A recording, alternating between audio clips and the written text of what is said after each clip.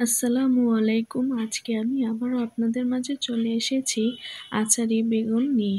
টক ঝাল মিষ্টি আচারি বেগুন খেতে অনেক মজা।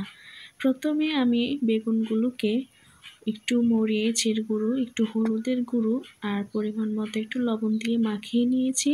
তারপর কড়াইতে আমি একটু তেল দিয়ে দিয়েছি। তেলটা গরম হওয়ার পর আমি এক এক করে সবগুলো বেগুন দিয়ে দিলাম। এগুলো আমি পুরোপুরি সিদ্ধ করে ভাজবো না, হালকা আঁচে ভেজে নেব। আমার এক পিঠ হয়ে গিয়েছে, এখন আমি আরেক পিঠে রেখে দিয়েছি, এটাও আমার হয়ে গিয়েছে। এখন আমি এক এক করে সবগুলো বেগুন উঠিয়ে নেব। আমি বেশি সিদ্ধ করিনি, হালকা সিদ্ধ করেছি, কারণ এটাকে আমি আবার রান্না করব, তাই বেশি সিদ্ধ করিনি। বেশি সিদ্ধ করলে এটা ভেঙে যাবে।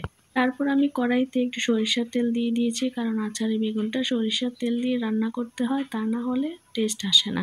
আর দিয়ে দিয়েছি পাঁচফোড়ন। পাঁচফোড়ন মাস্ট বি দিতেই হবে। আর এখানে আমি আর কোনো মশলা দিলাম না, যেহেতু আমি পাঁচফোড়ন দিয়েছি। পাঁচফোড়নটা একটু ভাজা হয়ে গেলে আমি এখানে দিয়ে দিয়েছি পেঁয়াজ কুচি। পেঁয়াজ কুচিটাকে আমি একটু ভালো করে ভেজে নেব। আমার পেঁয়াজ কুচিটা ভাজা হয়ে গেলে এখানে আমি দিয়ে দিব 1 চা চামচ রসুন বাটা আর 1 চা চামচ আদা বাটা। আদা বাটা রসুন বাটাটা দিয়ে আমি একটু নাড়াচাড়া করে একটু পানি দিয়ে দিব। এটা যখন ফুটে আসবে তখন আমি এর মধ্যে দিয়ে দিব 1/2 চা চামচ হলুদের গুঁড়ো আর 1/2 চা চামচ মরিচের গুঁড়ো। আর দিয়ে দিব আমি অল্প পরিমাণে ধনিয়া গুঁড়ো। মশলাগুলো দিয়ে আমি একটু নাড়াচাড়া করে মশলাগুলোকে কষিয়ে নেব। মশলাগুলো কষানোর জন্য আমি একটু পরিমাণে পানি দিয়ে দিয়েছি। পানি দিয়ে মশলাটাকে ভালো করে কষিয়ে নেব। আমার মশলাটা প্রায় কষানো হয়ে গিয়েছে, মশলা থেকে তেল উঠে গেছে।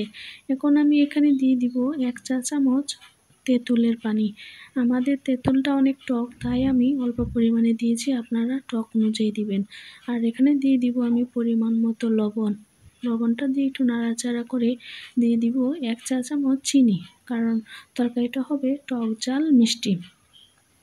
এগুলো দেওয়ার পর এখন আমি এখানে আগে থেকে ভেজে রাখা বেগুনগুলো এক এক করে দিয়ে দিব। বেগুনগুলো দিয়ে বেশি নাড়ানাড়ি করা যাবে না, কারণ ভাজা বেগুন ভেঙে যাবে। ভেঙে গেলে তরকারিটা দেখতেও ভালো দেখায় না।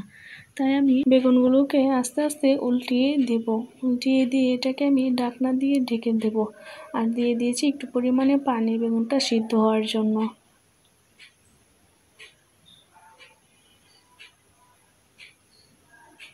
এভাবে আমি বেগুনটাকে কতক্ষণ রান্না করে নেব। বেগুনটা প্রায় রান্না হয়ে গিয়েছে, তেলও উঠে গেছে তরকারি থেকে। এখন আমি তরকারিটা নামিয়ে নেব। দেখুন কতটা সুন্দর দেখাচ্ছে।